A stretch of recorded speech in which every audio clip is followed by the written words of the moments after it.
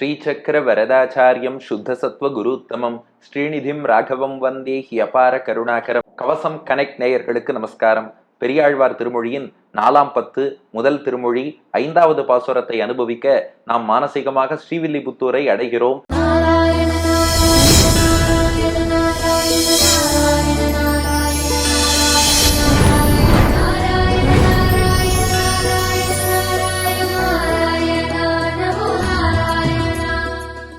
பெரியாழ்வார் 2 கோஷ்டிகளாக பிரிகிறார்.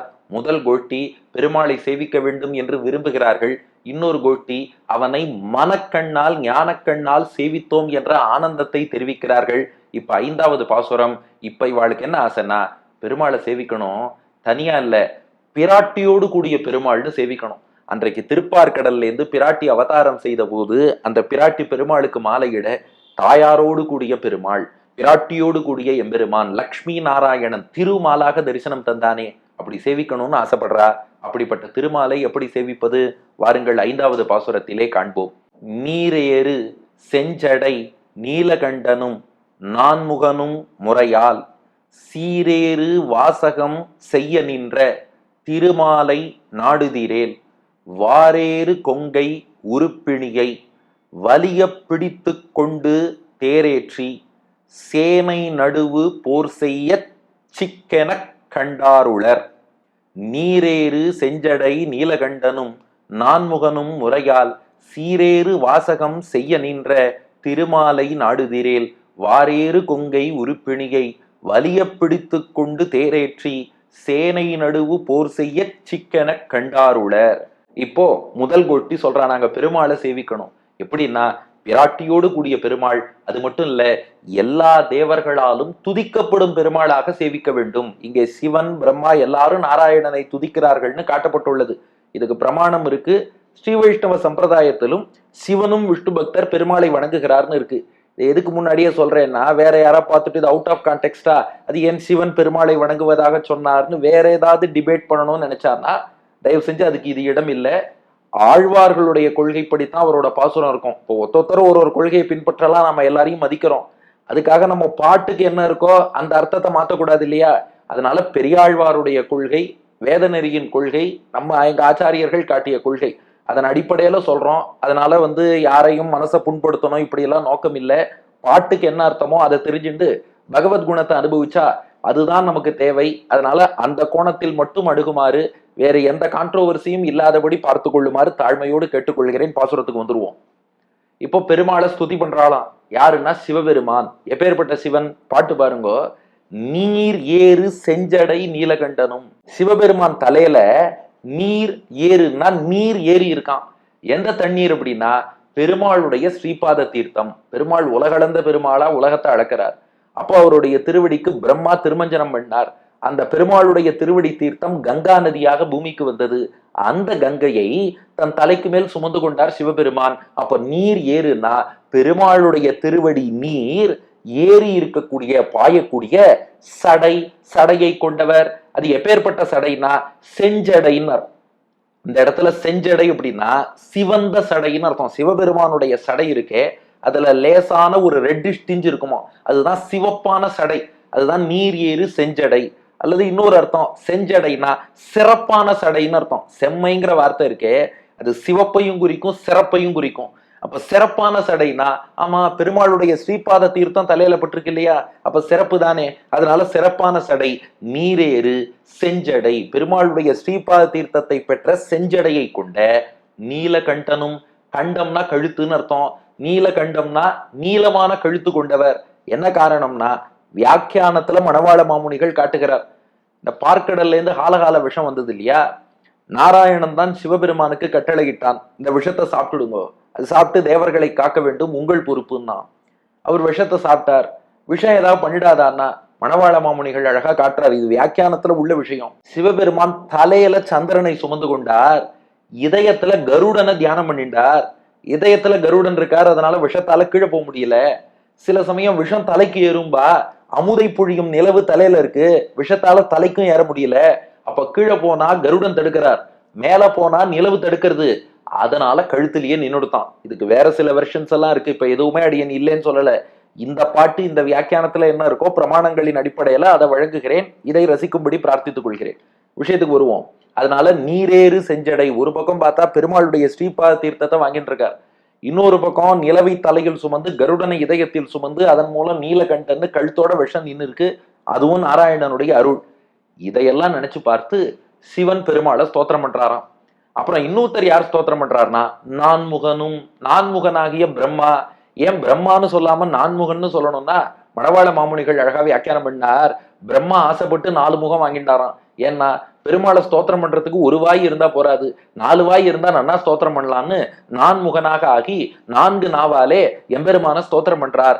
இப்படிப்பட்ட சிவனும் பிரம்மாவும் முறையால், இந்த இடத்துல முறை அப்படின்னு சொன்னா தங்களுடைய முறையை அறிந்து கொண்டு, முறைன்னா என்ன அர்த்தம்? இப்போ ஒரு உறவு இருக்குன்னு வச்சுக்கோங்களேன், இவர் அப்பா இவர் பிள்ளை, அப்பா மகன் முறைன்னு சொல்லுவோம் இல்லையா, அதுக்குன்னு ஒரு கன்வென்ஷன் இருக்கு இல்லையா, ஒரு ரூல்னு இருக்கு இல்லையா.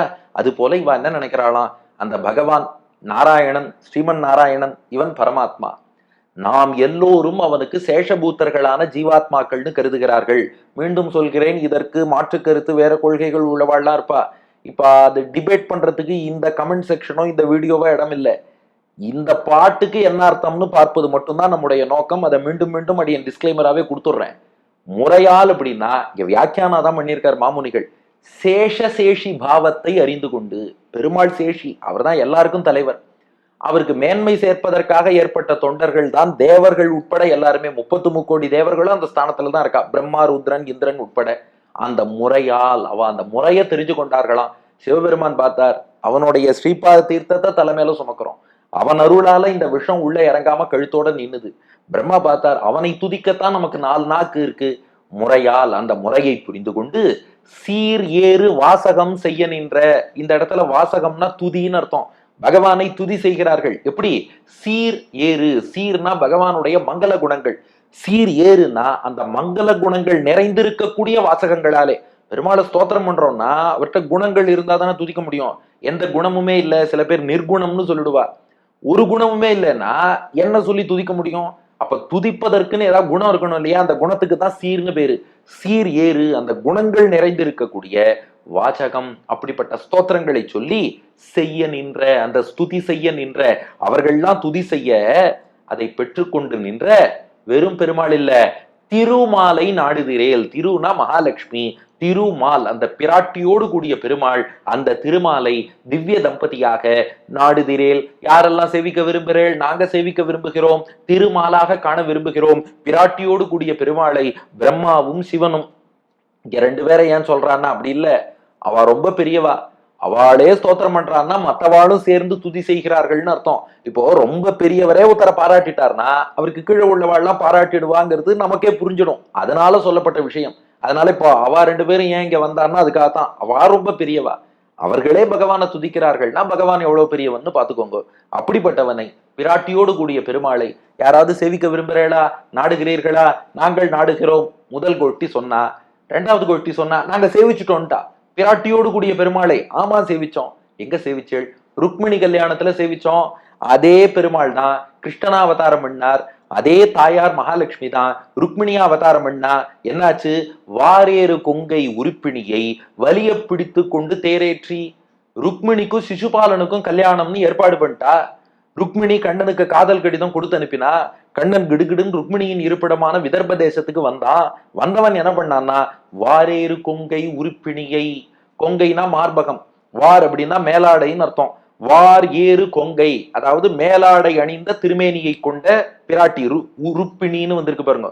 ருக்மிணி என்ற சம்ஸ்கிருத சொல். ருக்மம்னா தங்கம், ருக்மிணின்னா பொற்கொடி, தங்கக்கொடி. அந்த ருக்மிணி என்பது தமிழ்ல உருப்பிணின்னு ஆயிருக்கு. வாரேறு கொங்கை உருப்பிணியை, நல்ல மேலாடை அணிந்து கொண்டு இருக்கக்கூடிய அந்த ருக்மிணி பிராட்டியை வலிய பிடித்து கொண்டு, அவளுக்கும் சிசுபாலனுக்கும் கல்யாணம், ஆனா அவளுக்கு அதுல இஷ்டம் இல்ல. ஆனா சொந்தக்காரெல்லாம் ஃபோர்ஸ் பண்ணி பலவந்தப்படுத்தி அவளை கல்யாணத்துல அப்படியே தள்ளுறா. குலதெய்வ யாத்திரைன்னு சொல்லி கோவிலை நோக்கி அழிச்சுன்னு போறா. கோவில்ல இருந்து திரும்பி வரா ருக்மிணி. அப்போ வலிய பிடித்து கொண்டு இவாள்லாம் ஏதோ ஏற்பாடு பண்ணிட்டு இருக்கும் போது, வலியன்னா பலவந்தமாகன்னு அர்த்தம். வந்தான் கிருஷ்ணன் ஃபோர்ஸ்ஃபுல்லா, அப்படியே அவளை பிடிச்சான். பிடித்து கொண்டு தேர் ஏற்றி, தன் தேரில் ஏற்றி அமர்த்தி கொண்டான். இந்த காட்சியை அப்படியே பார்க்கடலோடு ஒப்பிட்டு பார்த்துக்கோங்கன்ட்டா. ஆமா, பார்க்கடல்ல பிராட்டி அப்படியே எழுந்தாள். பெருமாளுக்கு மாலையிட்டா சேர்த்தியில எழுந்தருளினா. இங்க ருக்மிணி கோவில்ல இருந்து வெளியில வந்தா கிருஷ்ணன் கையை பிடிச்சான், தேர்ல ஏற்றி அமர்த்தி கொண்டான், சேர்த்தியில் தரிசனம் கொடுத்தார்கள். இது மட்டுமா? தேரேற்றி சேனை நடுவு போர் செய்ய. சேனை அதாவது சிசுபாலன், ருக்மி, ஜராசந்தன், சால்வன் உள்ளிட்ட தீயவர்கள் பல பேர் அந்த கல்யாணத்துக்கு வந்திருந்தா.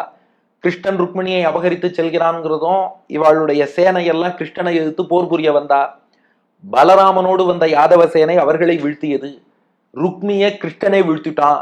அப்படி சேனை நடுவு, அந்த மொத்த சேனைகளுக்கு நடுவிலே போர் செய்ய ஒரு தனி ஒருவனாக நின்று கொண்டு போரிட்டு வீழ்த்திட்டான். யார? ருக்மியை வீழ்த்தும் போது கண்ணனே தனி ஒருவனா வீழ்த்தினான், மற்றவாழ பலராமன் வீழ்த்திட்டார். ஆக மொத்தம் போர் செய்ய, இப்படி போர் புரிந்து தன் வீரத்தையும் நிலைநாட்டினானே. சேனை நடுவு போர் செய்ய, அந்த சேனைக்கு மத்தியில் ஒருவனாக இருந்து போர் புரிந்து காட்டினானே. அப்படிப்பட்ட வீரனாகிய கண்ணனை சிக்கென உறுதியாக அர்த்தம், திருடமாக. எப்படி திருடமா? அந்த திவ்ய தம்பதி தான் இந்த திவ்ய தம்பதின்னு திருடமாக. அதனால வைகுண்டத்துல உள்ள பெருமாள் தாயார் வேற, இங்க துவாரகையில உள்ள கிருஷ்ணன் ருக்மிணி வேறன்னு இல்ல, திருடமாக அவர்தான் இவர், இவர்தான் அவர், அவள்தான் இவள், இவள்தான் அவள் என்று உறுதியோடு கண்டாருளர். நாங்க சேவிச்சுட்டோமே, எங்களுக்கு அப்படியே ருக்மிணி கல்யாண காட்சியே பகவான் காமிச்சான். அதனால பார்க்கடல் கரையில பிராட்டியால் மாலையிடப்பட்ட பெருமாளை நாங்கள் குண்டினபுரம்ங்கிற விதர்ப தேச தலைநகர்ல ருக்மிணியை மாலையிட்ட கண்ணனாக நாங்கள் சேவித்து விட்டோம் என்று இவர்கள் பதில் சொல்கிறார்கள். அதான் மேலாடை அணிந்த திருமேனியோடு கூடியவளான ருக்மிணியை வலிய பிடித்து தேரில ஏற்றிக்கொண்டு சேனை நடுவில் போர் புரிந்த கண்ணனை உறுதியோடு கண்டோங்கிறது பாட்டின் பொருள். நீரேறு செஞ்சடை நீலகண்டனும் நான்முகனும் முறையால் சீரேறு வாசகம் செய்ய நின்ற திருமாலை நாடுதிரேல் வாரேறு கொங்கை உருப்பிணியை வலிய பிடித்து கொண்டு தேரேற்றி சேனை நடுவு போர் செய்ய சிக்கென கண்டாருளர். நீரேறு செஞ்சடை நீலகண்டனும் நான்முகனும் முறையால் சீரேறு வாசகம் செய்ய நின்ற திருமாலை நாடுதிரேல் வாரேறு கொங்கை உருப்பிணியை வலிய பிடித்து கொண்டு தேரேற்றி சேனை நடுவு போர் செய்ய சிக்கென கண்டாருளர். பெருமாளுடைய ஸ்ரீபாத தீர்த்தம் கங்கையை தன்னுடைய செஞ்சடையில் சுமந்த நீளமான கழுத்து கொண்ட சிவபெருமானும் 4 முகங்கள் கொண்ட பிரம்மாவும் தங்களுடைய முறைக்கு தகுந்தபடி பகவத் குணங்களை சொல்லக்கூடிய அந்த வார்த்தைகளாலே ஸ்துதி செய்ய அப்போது சிறப்புற்று நின்ற திருமால், பிராட்டியின் கேள்வன், அவனை யாரா சேவிக்க விரும்புகிறேளா? ஆம், நாங்கள் சேவித்து விட்டோமே. மேலாடை அணிந்த ருக்மிணி பிராட்டி இருக்கிறாளே, அவளை பலவந்தமாக தேரில் ஏற்றி கொண்டு சேனைக்கு நடுவில் போர் புரிந்த கண்ணனாக உறுதியோடு சேவித்தவர்கள் உள்ளோம் என்பது திரண்ட பொருள். அடியன் வழங்கும் ஆங்கில வடிவம். Is there anyone who wishes to see the consort of Lakshmi, who is praised by Lord Shiva with blue neck, carrying the waters from the feet of the Lord on his head, and Brahma, who has 4 faces, they praise the Lord with stutis replete with the attributes of the Lord. Does anyone wish to see him? The others reply, yes, we have seen the same Lord with firm faith as Lord Krishna, who defeated all the armies and stood in front of the battlefield along with Rukmini, forcefully kidnapping her from her marriage என்பது இதற்கான ஆங்கில வடிவம். இனி இதற்கு அடுத்த பாசுரத்திலும் கேள்வி பதில் தொடரும். பெரியாழ்வார் திருவடிகளே சரணம்.